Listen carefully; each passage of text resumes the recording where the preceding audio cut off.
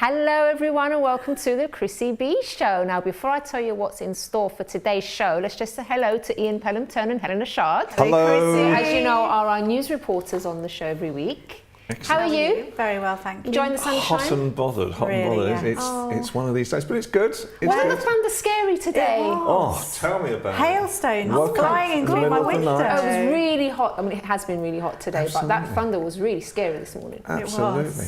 It was a sort of, it was a wake-up call this morning at 5 I forgot about the viewers. Should we tell them what's on? Yeah. Let's just tell the viewers what we have on the show today. So we do have, of course, our fitness tip with Jane Wrafter on how to perfect the art of the sit-up. I'll also be speaking to Stephan Pierre Mitchell about growing up in an orphanage and how he's actually turned this into a positive, using art to empower and mentor young people. We're also taking a look back at what some of the artists and news we've spoken to in the past think about this topic, and we'll also take a look at my recent place to visit where I went on a steam train in Romney. And we also have our weekly fashion tips by Cynthia Gregoire, and I'll be answering a question from a viewer. But first, it's over to you two. It is lovely indeed. people. It is. May I It say is. it's very regal today. Oh, Chrissy. thank you. It is. Lovely. It's beautiful nice. on you. I Thank love you. that. Love the shoes as well. The whole look is very Very good. good. You can blame Cynthia for that. Oh, okay. Well done, Cynthia. Well done, Cynthia. So, Duke and Duchess of Cambridge, as always, there's always stories about them. We do love them. They want the Civil Aviation Authority to create a no-fly zone over their country retreat. Oh. So the retreat that the Queen bought them, Anmer Hall in Sandringham. Why, is it too noisy, or are they scared of paparazzi from that height? This is the thing. You're allowed to fly over in the countryside as long as you're 500 feet up in the air. Yeah. And a few pictures were taken a little while ago where they were really adamant that the plane was flying a lot lower, but it wasn't. I think as well. I mean, It's the house is really part of the Sandringham estate, so which is why the Queen bought it in the first place for them.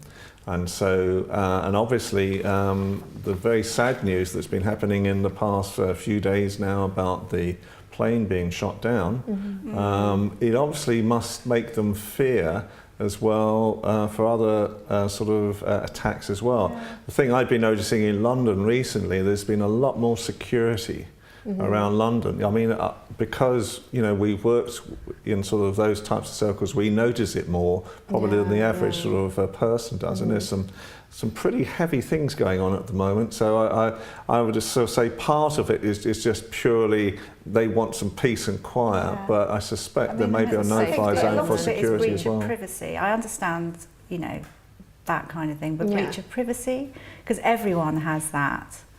I mean, Google Maps, for instance, they take pictures over every single place. Oh, so I'm in I'm toying with it, or I don't know. I'm not quite sure what I think. I think there should be a negotiation, maybe, because they were always. And there's nothing worse than me sort of getting out the doorstep in the morning in my dressing gown, getting from my private home. There's the paparazzi outside. I know it's getting destined to sort of have my messy hair.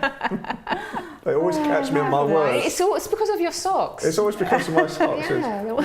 Absolutely. I'm famed for that, across the world now for my socks. Is there going to be a zoom in on your socks? No, he's thinking, not today. Well, we'll show you later. I don't know if you can see his socks from there. Can you guys see his socks? No, I don't think you can from the wide shot. They're a bit tame actually today. They're tame. They're your tamer ones. They're my tamer ones. Get down. A lovely little girl, Lily May Wheeler, in a northern school, I can't remember exactly, East Midlands I think. She has won a competition to create a card fit for a king, so it's to celebrate Prince George's first birthday. Oh. So that's been sent off to Clarence House in time for the birthday, so she's very excited. Oh, that's very sweet. And tomorrow, she's seven. Tomorrow, Tuesday, will be Prince George's first birthday. Yes. So very exciting times for us. So we've got our jelly and ice cream already. You'll be celebrating. Have you been invited to the birthday party?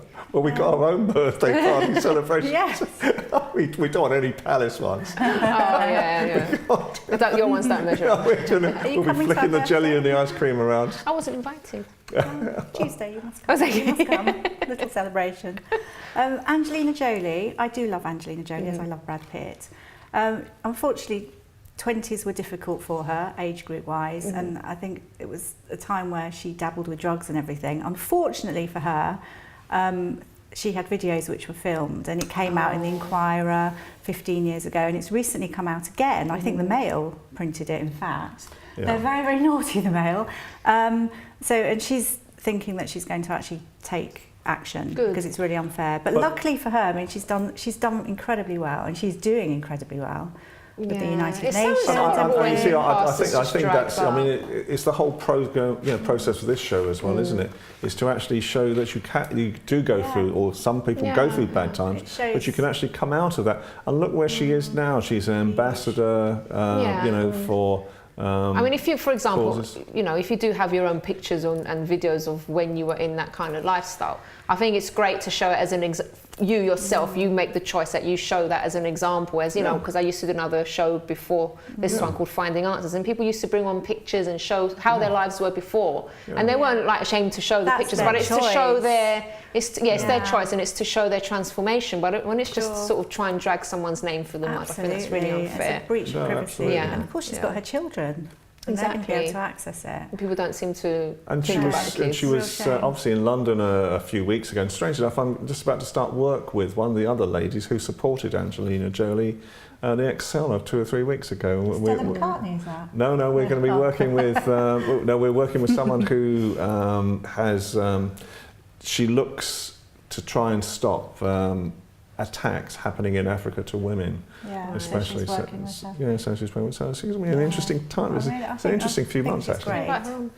Yes. Yeah, no, absolutely. It'll be fab. Brad Pitt, spotted in Essex, popping into the Wimpy buying a burger. He's always seen Wimpy. He's actually been filming in Essex. Actually, Wimpy burgers are quite nice. Are they? Yeah. I used to take my first girlfriend to a Wimpy bar. I remember. I thought I was terribly it. Really, to Wimpy? Yeah. It used to be, perhaps I shouldn't be sort of advertising it, but there used to be a thing called the Wimpy Grill, which was, if mine sort of comes to matter, it was something like about 4 and 6pence. Showing his age. Yeah, he's showing his age on the show. Doesn't want to say. What's 6pence? But anyway, so spotted it. He's always popping in and buying like really cheap little bits, because most people, I mean, obviously they've got so much money and they go and I suppose they miss a bit of junk food. Yeah, absolutely. But he's a really, really lovely guy as well. Apparently brings a lot of joy on set and is always trying to help people. And Wimpy bars. Which leads on to Shia LaBeouf, the actor who's one of the Transformer stars, who's been in 3 of the previous films, but the current film he's not in. And he's going through a bit of a bad scenario at the moment with drink, etc. And has been seen walking around with a bag on his head in a big show production and was chucked off and whatever. But he's been working with Brad Pitt, and Angelina Jolie and Brad Pitt are in fact helping him with his addiction and everything, sorting it. And so Mel Gibson as well. And Mel Gibson really sympathises. I think he's been through the problem a lot of the time is, and I really sympathise with this cause, because I've seen it from the other side. When I used to work in journalism and newspapers, the amount of pressure that was put on me to try and sort of get the nitty-gritty stories that, in my mind, were of no consequence to a newspaper or to the general public. It's a case of live and let live. And all my life, even with the celebrities I've worked with, the royalty, we've never divulged sort of things that they may have told us about. I just wish all journalists were like you, though, because some just really don't care. They just want to get the worst out. They don't care, and there are sort of a lot of times when you can catch them out. You can catch them in all sorts of awkward situations.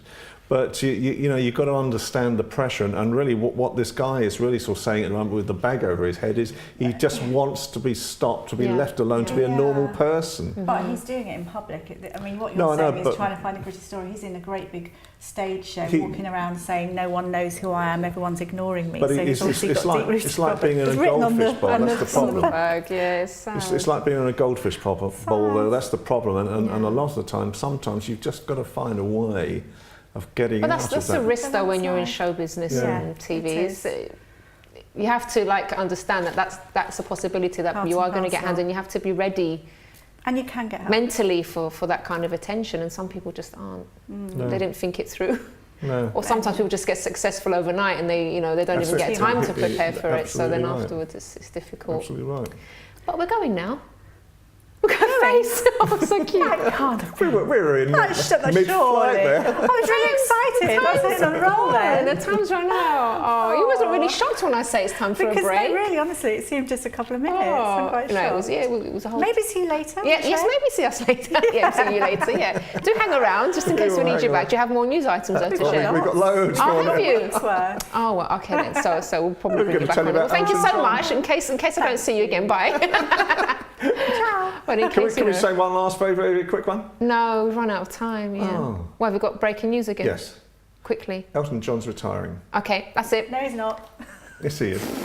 Okay, we have to go to a break. All right, well, do stay tuned because after the break, we're going to be speaking to Stephan Pierre Mitchell.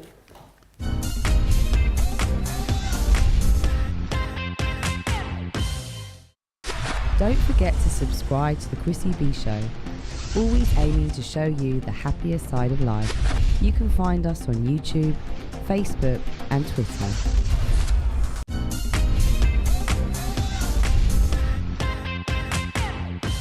Welcome back. Now, before I meet my first guest, let's take a look at this fitness tip from Jane Wrafter, how to perfect the art of the sit-up.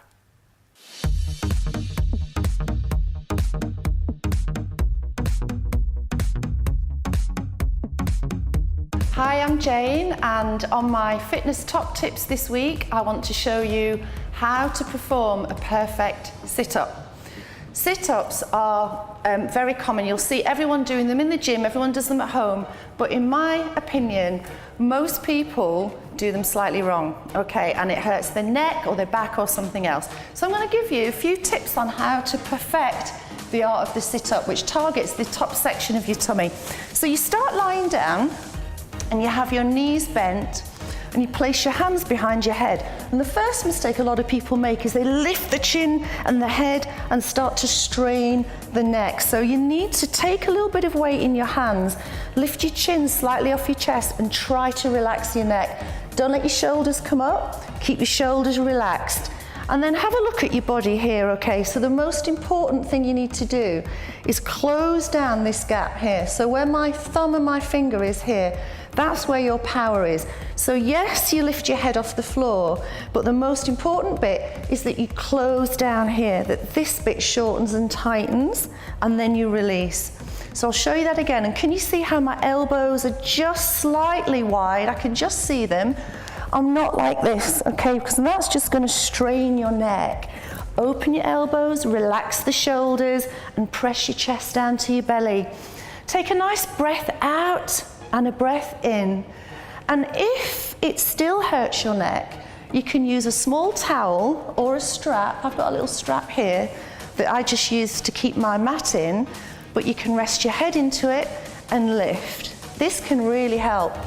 I've got lots of my class members who use a towel when we do sit-ups, and it really helps them to target the tummy and to release the neck.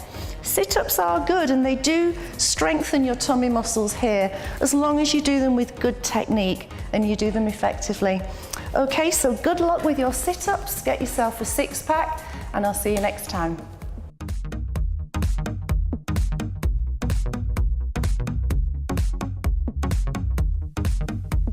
Thank you very much, Jane. And now it's time to meet Stephan Pierre Mitchell. Hello, Stephan. Hi. How are you? I'm good. It's good to have you on the show. Thank you. Now, we have got a lot to talk about because you have quite a past. You've been through a lot of things in your life, but I love how positive you are and how you've used those things even to be even more positive and to look at the great things in life. So can you tell us a bit about your background, first of all? My mom is obviously from France and my dad is from London, but with Caribbean roots. Things went wrong between their relationships, and I think my mom wanted to kind of move on with her life. Mm-hmm. So she thought, right, I'll go to Romania, do some charity work while I'm pregnant. And she gave birth and walked away. Walked away? Back to France. And what happened to you? And I was just left in the hospital with a note and everything that sometime she's gonna come back and pick me up. And so was it her plan to leave you in Romania? because she didn't want people in Nancy, France to know that she was pregnant, and her husband, you know, that boyfriend from London didn't, you know, things did not work out. And she just wanted to, you know, move on with her life. In France it's different compared to the UK, where single mothers are very proud, and you know what I mean. But in France it's more familiar and it's looked down. So especially with somebody of color, and she's like, right, I'm gonna do some charity work in Romania, give birth, and I'm walking away. And so the hospital sent me to one of the most notorious orphanage. Kids were disabled, HIV positive, so they were hidden away from the Romanian government. And apparently my only disability was my skin color, because they've never seen a mixed kid, black and white. So I was like, oh, right, so that's cool. You know, I was like looking around the How old were orphanage you when you, from your birth. first memories? From my first memory, I can remember 4 or 5. It was traumatic, so I could remember every single thing. So I was like, okay, cool. I've got a problem. Yeah, I'm brown, you know, like, you know, a bit brown, and but you know, I'm happy, because you know, some people there were like really, you know, suffering in silence and tied up to bed and deformed and tied up to bed by the nurses, and some of them were killed as well, just to get rid of them, because it was way too much. So I was watching kids dying. I was watching, it was petrifying. It was horrific. But one thing I used to do for them, because they were in pain, a lot of pain. Some of them had chemotherapy, cancer, all kind of thing. And I used to perform in front of them. So I'll be jumping around the bed, I'll be singing, I'll be dancing, I'll be doing all kind of crazy things, you know. Trying to cheer them just up. to cheer them up, you know. Because I felt my disability was less, you know, like, oh, I'm just brown. You know, like that's At cool. that time, you really thought there was something wrong with you? I thought I was like, you know, I've got like a skin disease, you know, I'm brown, so that's why. Bless. So the world wanted to adopt me. Like, I was in the front line because I was healthy compared to the other kids that were, you know, really ill. And they couldn't, because I had the name Stephan Pierre Mitchell. It's not Romanian, it's French. The mother said he's going to pick him up, and the International Red Cross got involved. So when they did, they said that, right, we need to find his mum. And the lady in charge was actually from France as well. So somehow found my grandma's address. And at that point, my mom remarried. She was no longer in France. She was all the way in Africa, Nigeria. So what happened to you? So I had finally, oh my God, they found my family. Every orphan. Were you excited to? I was so excited. Like, angry, because a lot of like children that are abandoned, they feel quite angry. I was so excited. I was like, oh my God, You're a special child, weren't you? You're really positive and happy, and even. I'll tell you, every orphan thinks once they find their parents, they're going to be rich, millionaires, everything will end, and you know. How was it? Were you reunited? 8. 8. Yeah. So it took 8 years. So anyway, they did the transition from Romania to France in foster homes. I'll be dancing, I'll be practicing my African move. I had my mom is in Africa, in Nigeria. I was picturing, you know, palm trees, little monkeys and everything. And the flying came. And the International Red Cross, the whole team took me over to Nigeria. While at the airport in Lagos, I thought my mom was going to be there. Surprisingly, she wasn't. So I became very worried. How did you feel when she wasn't? I felt very worried. Why is she not here? I'm so excited. But anyway, they flew all the way to the other side of Nigeria, and it was very cold. It was, fear began. It was very cold and a lot of screaming. But then my stepdad was, you know, quite rich. So who was it that actually came to the airport to get you? Obviously, the International Red Cross have. But there was no family member at all? And then who did you go and live with? My mom. Oh, you did find her in the end? And how was it?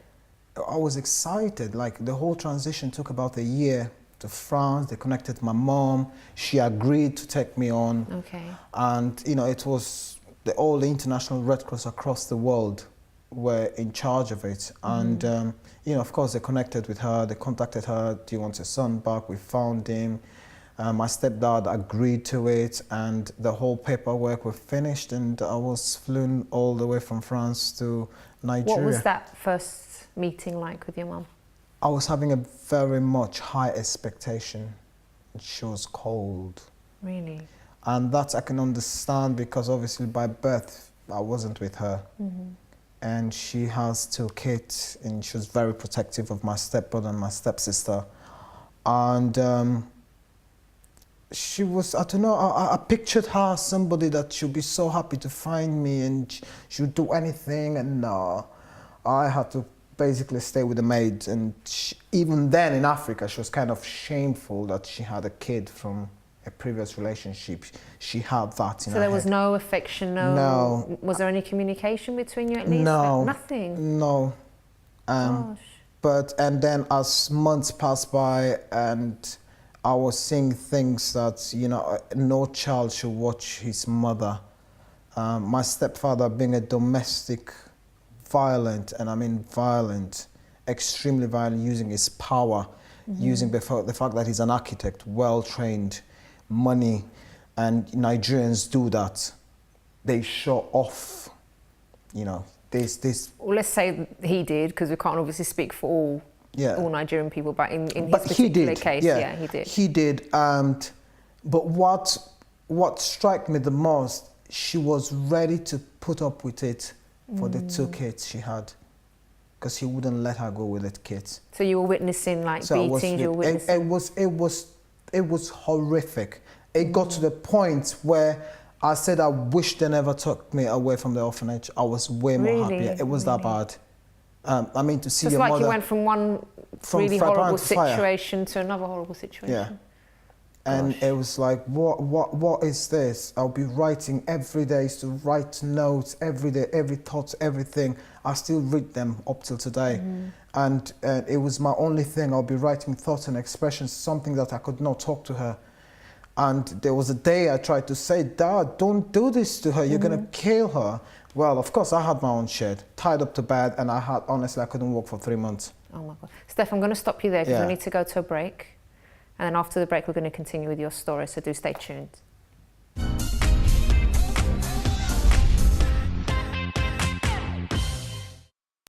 Don't forget to subscribe to the Chrissy B Show, always aiming to show you the happier side of life.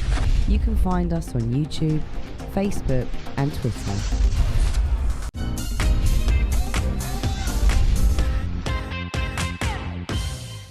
Welcome back. Now, I know you're all dying to hear the rest of Stephan's story, but before we go back to him, let's take a look at this video of youths and how the arts help them.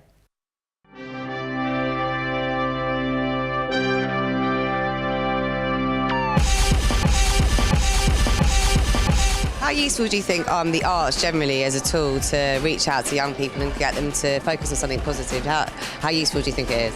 I think it's very positive, and I think it's very positive, but at the moment the Arts Council aren't funding enough for the project. Music, drama is the main form of communication right now between... You could try to explain something to a child, and music is the easiest way to get a message through. People have been thinking about sending a message to teenagers, so the best way for us to do it is to perform, and we love performing and also dancing. Like, I love dancing. When I hear a beat, I like to dance, and I like showing that through a message. I think the arts are a great way for people to express themselves. I know, for instance, that some of the greatest musicians I've ever come across are on the spectrum. Some of the greatest artists, the most creative, the most innovative, because they think differently. And actually, the arts is a place where innovation and thinking differently is valued. I know a few like dancers and actors and people of that nature, and I can see how it helps them mentally and keeps them out of trouble. It really is, it's a cliche, but it really does keep you off the streets. For me, it's very important that I am a part of this, because it's actually taken me away from a lot of the negative things that I was actually doing when I was younger. So yeah, for me it's good. I would definitely either be in a gang, in jail. I've been dancing since I was young, and it's made me look at now that we can do anything. After I get off stage, I'm buzzing. I think the music's current, I think the dancing, the body popping, they're all the sort of things that a lot of these young guys and girls are really interested and into. So I think it's really current. It uses the slang, it uses the street talk, and unfortunately, whether you like it or not, that's the world that some of these live in. For me, I think music made me come out of myself. I was quite a shy kid at school, and through being on stage and having to force myself to perform, I think it's changed who I am to a bit more confident person, actually. We present a show, but we're not just doing a show where we just say don't do that, don't do this. We've done it through dance with narration, so it's something different and something that people maybe would like to come and see because it's street dance. Great to see youngsters so positive. So from some positive youngsters, another positive person. How old are you, by the way? 28. 28. Oh, you look younger. Yeah. Okay, but let's go back to your story. Okay, so we were at the point where you were witnessing your stepdad really beating your mother. When did you sort of have enough and say, you know what, I'm not going to be in this anymore? I was like, do you know what? Like, all these years, I wanted my mom, I wanted my dad, there's all these fights, problems, sick of it. Like, do you know what? I was living in fear. Everyone was living in fear. I was watching my stepsister. You just didn't want that man to come back home. You know, no connection with my mom. Every time I tried to rescue her and everything, she wouldn't even have it. I've had enough at this point, and I just took my bag, took my passport, which was expired, and I said, I have to get out of this country. If it's for me to run to the French embassy and I need to get home. And how old were you at this time? 15. 15. Gosh. And, you know, and I was ready. I was willing to either die or just whatever happens. And, you know, a few friends of mine in Lagos, this was like miles away, miles through the jungle and everything, took by night. I was petrified that my mom is going to come after me. Like for days, I thought she's going to come and kill me. God, you poor thing. And, you know, there was Lagos, the sun, the beach, everything. There was not much. There was the slums. That's all we had. And my friends, that's what my friend had, just the slums. Like, Stephan, you have to stay here till we can see if we can get you over to the other island to get your French passport and get out of the country. And, you know, that took about 6 months to get the passport because they wouldn't want to give me one because they wanted my mom to sign an agreement or something. Do you know if they tried to look for you? And they did. My mom was screaming on the phone. I was talking to her, look, I'm not coming home, this. And I felt sad for her because despite what she's done to me, she is that mother figure. No woman, and I said no woman should go through what she's gone through. Whatever happens between me and her, and this is what I mean, no women in the world should go through the domestic violence. It's wrong. It only affects the kids as well, psychologically, because I lived in fear, constant fear. My stepsister, my stepbrother, we all lived in fear, and that's not how you should be brought up. So anyway, that's it. Called my father, I was like, look, you need to take over. I was like, you need to take over. And that was my father in London. So he sent over for me to come down. And, you know, 15 is like you need to know your biological grandma, which is from the Bahamas. And I was there, which was fantastic. So you went to the Bahamas? Yeah, it was lovely. Like, you know, grandmother. So you had a bit of peace, did you there? Yeah, it was great. It was very peaceful. And, you know, that's where I started singing in the choir and you know, performing. And Newcastle was my home. So you went to Newcastle, yeah, because my stepfather's brother is married to a girl from Newcastle, so that's how the connection. And she went back to Newcastle, and she's been there all the years in Nigeria for me, like my mum. So did things start to improve then for you? So where are you today? What is it you're doing? Because I know obviously you had a really hard past. So, but you didn't let that not affect you. I mean, it did affect you, but you didn't allow it to stop you from fulfilling your dreams, did it? No, it didn't. I was like, you know, I looked at how education can empower people. You know, I look at my mom because she didn't finish education or anything. And education is very important. It gives you knowledge, it gives you everything. So to me, acting was my dream, my childhood dream. Directing, writing, performing, singing, all of that was a dream. I've done my A-levels, and again, it's like, you know, the evil and the bad tells you in your mind, right, go for law because that's a real job. Acting It's unpredictable. Yeah. Again, takes me back to my risk I used to take in Nigeria. And I was like, you know what, I only live once and I will go for this dream. Yeah. So I went for applying for acting as a, you know, in the university. I go in. I've been performing, trust me, in boy bands, X Factor, Channel 4 reality TV, like every dream, London Fashion Week, you name it, everything I've possibly done. And now being, you know, taken to one of the top drama school in London for only one space, and I got it, the Royal Central School of Speech and Drama. Wow. It's just fantastic, and things will get better and better. Stephan, let me ask you something, because some of the stuff you've described is really horrific, and there were more things actually that he was telling me in the green room before that you don't even want to know, because it was horrible, some things that you saw at the orphanage. But how is it that you are managing to, because a lot of people get traumatized by something like that and they can't move on, they can't forget, they can't, the memories haunt them so much that they're stuck.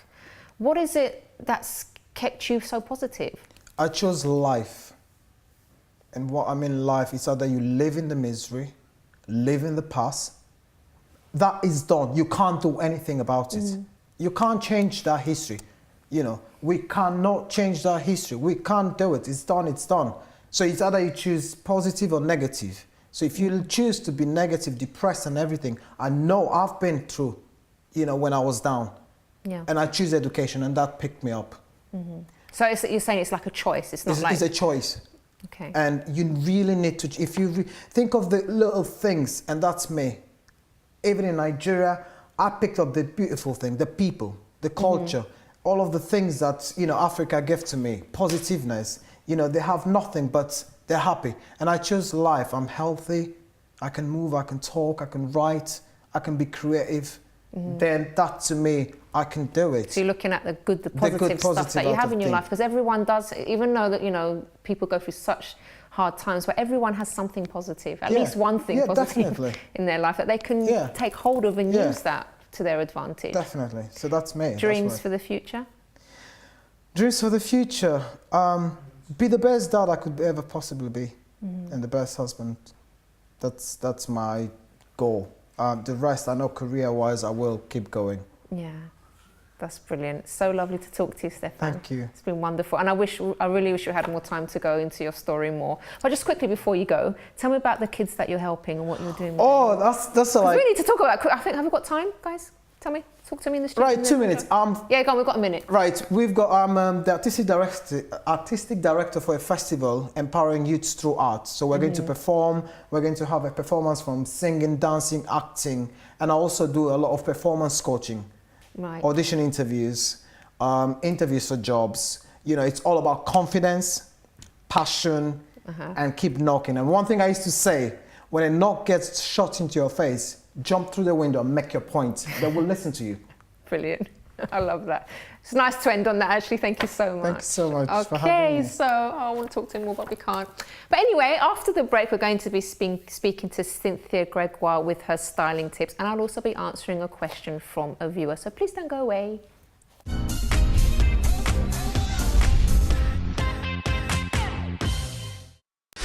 Don't forget to subscribe to the Chrissy B Show. Always aiming to show you the happier side of life. You can find us on YouTube, Facebook and Twitter.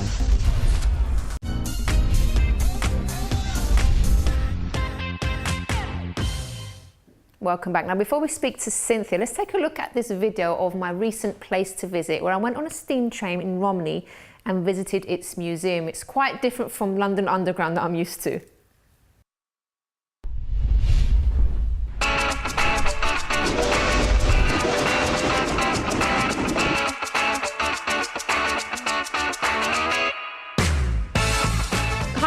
Today I'm down in Kent and I'm at the Romney Hythe and Dymchurch Railway, and I'm sitting in this delightful little steam train, and later on we're going to be interviewing someone from here to tell us the kind of experiences you can have on these trains, because you can actually drive them yourself. So it's really nice. It sort of takes you back in time, and we're going to find out more in just a moment.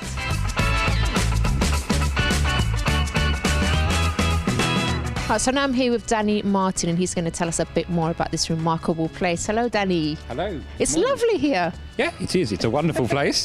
Back in 1927, two millionaires decided they wanted to have the best train set in the world. And they had the money, and they set about doing it. It has several purposes. Now mainly for tourists. Yeah, people come. We take school children every day to school on it. We're a proper service. We get up early in the morning to make sure the train is always on time for that. But also we use it for other events. We have weddings based around the railway. We have fun days for the youngsters. We do driver experience days for people who are a little older, who want to see what it's like to drive a steam engine. So all sorts of things. Anything that will keep the place alive and going all through the year. Okay, what would you say is the most sort of charming aspect of this whole thing?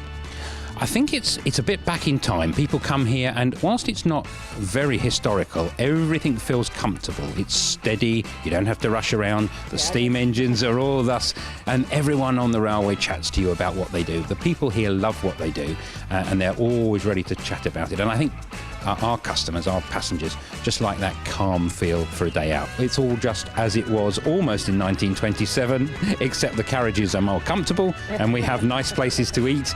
We have a lovely model railway upstairs in the building just across the way from us, but the steam engines and the traditions of this railway are right back to the 1920s.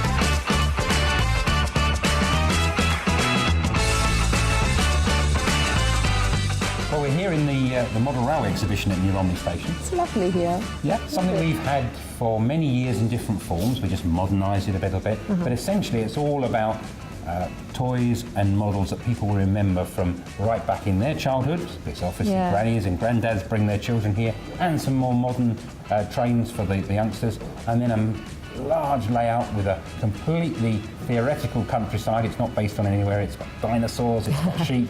It's got loads and loads of trains running all the way around the layout. Danny, thank you so much for speaking to us. It's been great. Yeah, lovely to meet you. Thank you.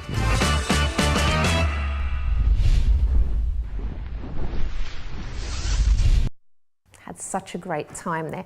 Now, before we go to Cynthia, let's just answer this question from a viewer, and this one's from Jackie. And she says, "Hi Chrissy, we have 3 grown-up children and 7 grandchildren altogether.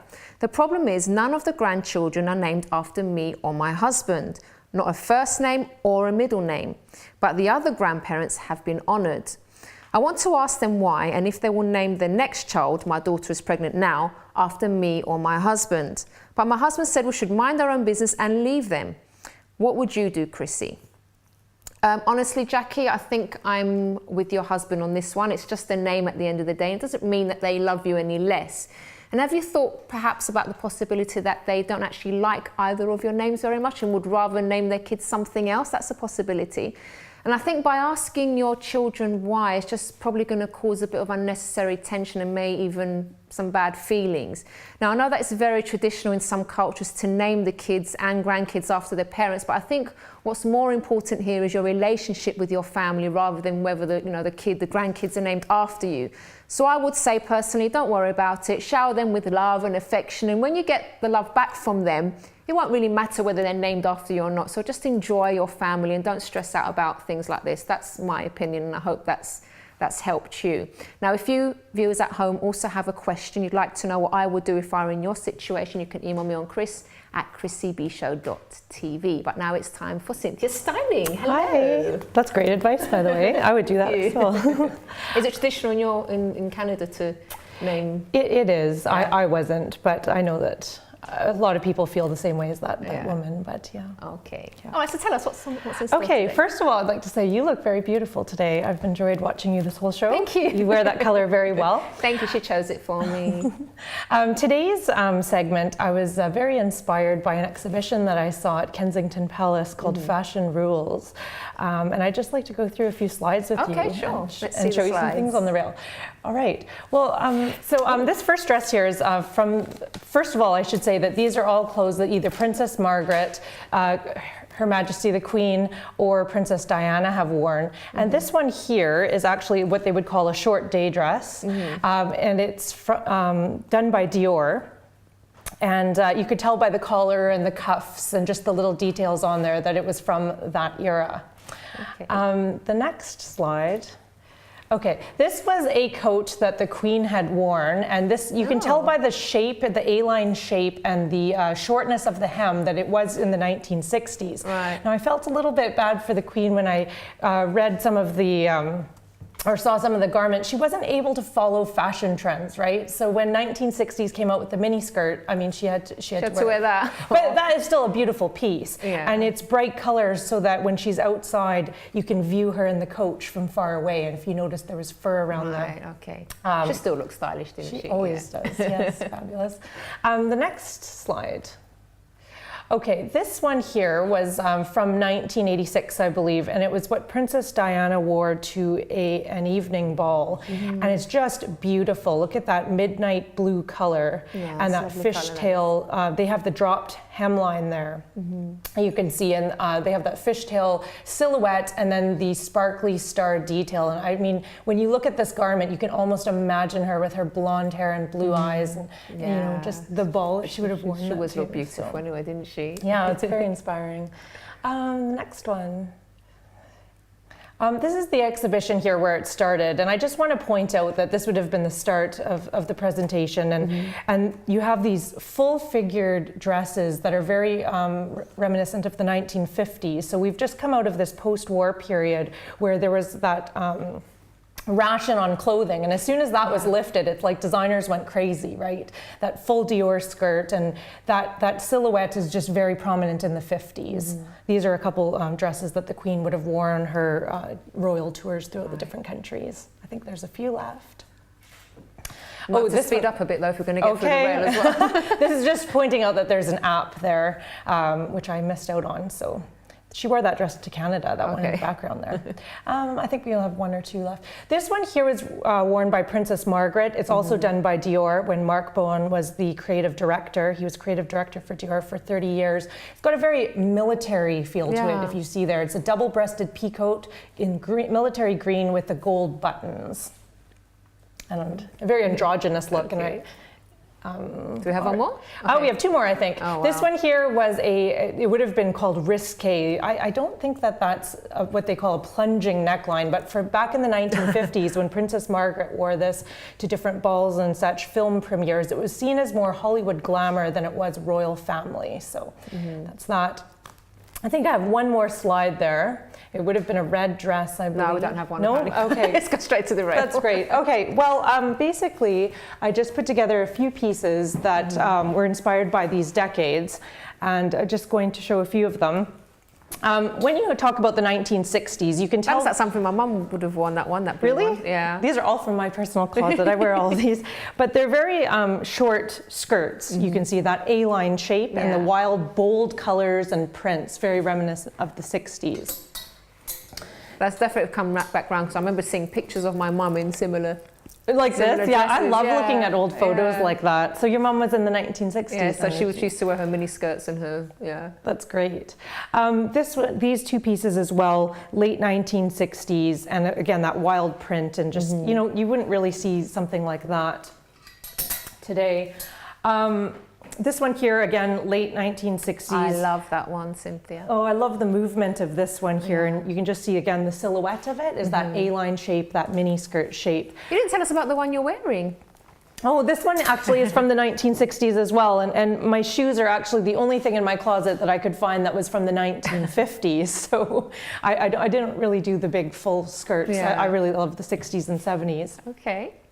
As we move to the 1970s, the silhouette really changes, and we have this like ethnic influence in the garment, and these kind of like angel-shaped sleeves and all this beautiful color. Would you wear that, Chrissy? I would actually. I really love this. It's lovely. It's got cultural references, and then it's also got that very bohemian feel. These two silhouettes here, my last pieces, are very 1970s. You can see that, again, the sleeve, you know, the color, the shape. We went back to a long hemline in the 1970s.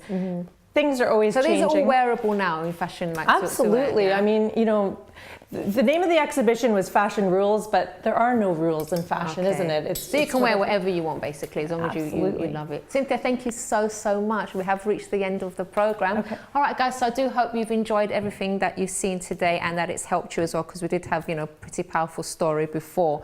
I'd just like to leave you with this. You can look at your past in two ways. You can remember all the bad stuff, cry and feel really sorry for yourself and stay stuck there forever. Or you can say, hang on a minute, yeah, I had a hard time, but now I'm going to enjoy my future and use the things I went through to even help others. But from now on, I'm going to be happy. It is in your hands. So I do hope, as I said, today's show has helped you. I love you loads and see you again next time. Bye-bye for now. Well, listen, sorry, today we're going to be talking about... He's going to get the giggles. Okay, go ahead. Today we're actually talking about low self-esteem. Okay. And how people actually build their self-esteem up and the areas that it actually affects as well. Today we're going to be talking about low self-esteem and what it actually is. Come on, let's go. Let's go.